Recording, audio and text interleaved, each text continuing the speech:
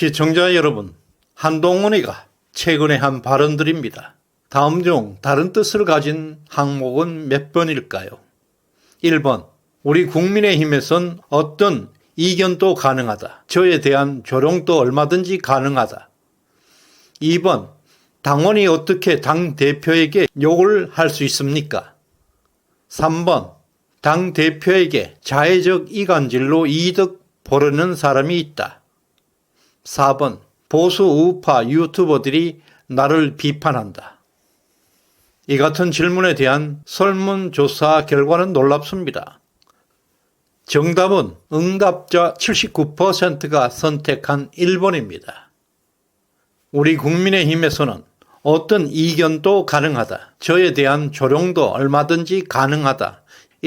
이것이 정답입니다. 이것은 자유로운 비판을 허용하는 열린 사회, 즉 진성 우파의 가치입니다. 나머지 2번, 3번, 4번을 선택한 분들은 좌파에 가깝습니다. 한동훈은 말로는 자유로운 비판을 허용하는 것처럼 보입니다. 막상 비판이 자신에게 직면하게 되면 발작 증세를 일으키는 것을 볼 수가 있습니다. 한동훈의 삶 그 자체가 이중성, 이율 배반이라는 것입니다. 언어의 한계는 세계의 한계라는 말이 있습니다. 세계 5대 철학자 비트겐슈타인이 한 말입니다. 언어가 곧 그 사람의 수준이라는 것입니다. 한동훈이가 사용하는 언어를 통해서 볼 때 정신이 오락가락하는 광인의 수준입니다. 우파들은 이런 사람과 소통하는 데 곤란함을 느낍니다. 지난 10월 21일 용산에서 윤석열 대통령과 한동훈은 면담을 가졌습니다. 그 자리에서 한동훈은 놀라운 얘기를 꺼냈다고 합니다. 한동훈은 보수 우파 유튜버들이 나를 공격하고 있다. 계속 이렇게 하면 안 되지 않겠습니까? 라고 대통령 앞에서 말했습니다. 보수 유튜버들의 비판에 대해서 대통령께 도움을 청한 것인데요. 참 유치하지 않습니까? 동네 형들이 매일매일 나를 놀린다. 형이 좀 혼내줘. 라고 고자질하고 있는 미숙아들의 전형을 볼 수 있습니다. 엄청난 피해망상입니다. 또 다른 여권 인사도 한 대표가 김건희 여사 라임 문제를 지적하면서 보수 유튜버들의 공격을 문제 삼았다고 전하고 있습니다. 이르고도 그가 보수 정당의 대표라고 말할 수 있겠습니까? 대통령실의 한 관계자는 한동훈의 이 같은 발언에 대해서 왜 용산에 그런 얘기를 했는지 이해가 안 간다고 말했습니다. 한동훈의 발언이 대통령 권위를 짓밟고 굴복을 강요하는 듯한 도전으로 우려를 나타낸 것입니다. 또 다른 여권 인사는 한 대표는 자신을 공격하는 보수 유튜버들의 배우를 의심하는 것 같았다고 지적했습니다. 마치 대통령실에서 보수 유튜버들에게 어떤 지시를 내린 것처럼 국민들에게 오해를 하도록 대통령의 권위를 손상시키는 의도로 해석되고 있습니다. 대통령은 권위가 무너지면 곧 레임덕입니다. 이런 허위 루머들은 대통령의 권위에 심각한 도전입니다. 이것은 한동훈의 교활한 음해 공작입니다. 대통령의 권위는 존중되어야 합니다. 권위라는 것은 신뢰, 존경, 그리고 사랑에 기반하고 있습니다. 예를 들어 아버지의 권위는 자식들의 신뢰를 이끌어냅니다. 의사들은 전문성으로 환자의 존경을 받습니다. 특히 국민에게 직접 선택받은 대통령은 권위가 생명입니다.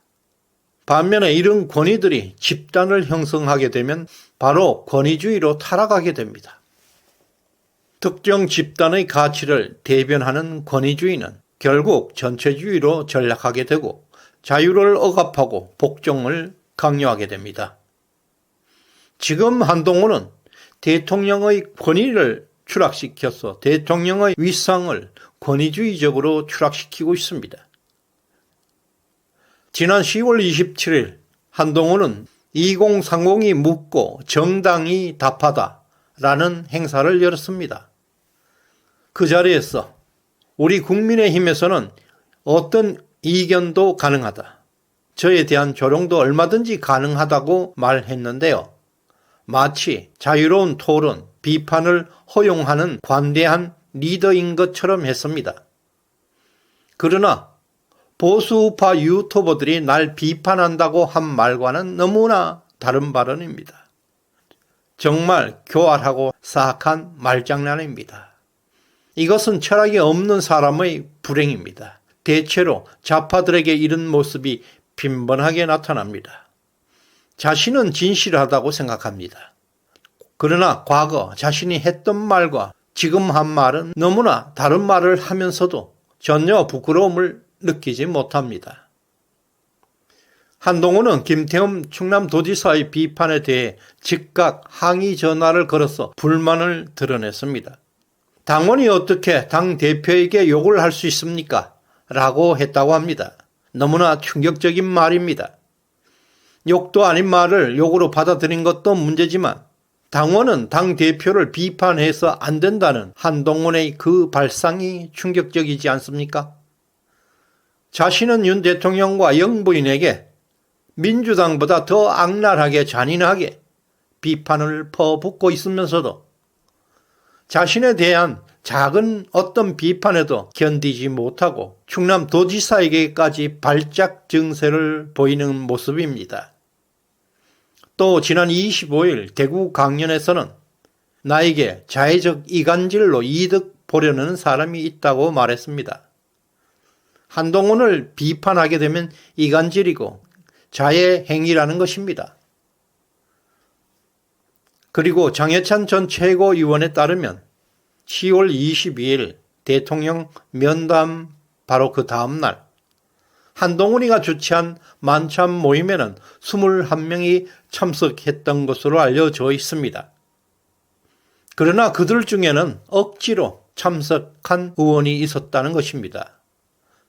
한중진 의원은 원래 참석할 의사가 없었지만 박정아 비서실장이 간곡하게 요청하게 되어서 가게 되었고 현장에 가보았더니 수십 대 카메라가 대기하고 있었다고 합니다. 그날 이후 자신은 친한계로 분류되었고 너무나 불쾌했다고 합니다. 이런 의원들이 그 중진 혼자가 아니라는 것입니다. 이런 상황만 놓고 볼 때 실제 친한계 의원의 수는 지난 전당대회 때보다 오히려 감소한 것으로 볼 수 있습니다. 그리고 최근 한동훈의 나팔수들이 보이지 않고 있습니다. 김종혁 혼자 적극적으로 한동훈을 비호하고 있습니다. 대부분 한동훈과 거리를 두는 듯합니다. 특히 장동혁의 발언은 전혀 나타나지 않고 있습니다. 한동훈의 영향력이 크게 축소되고 있음을 시사하는 것입니다. 최근 한동훈에 대한 당내 입지가 점점 좁아지고 있는 분위기입니다.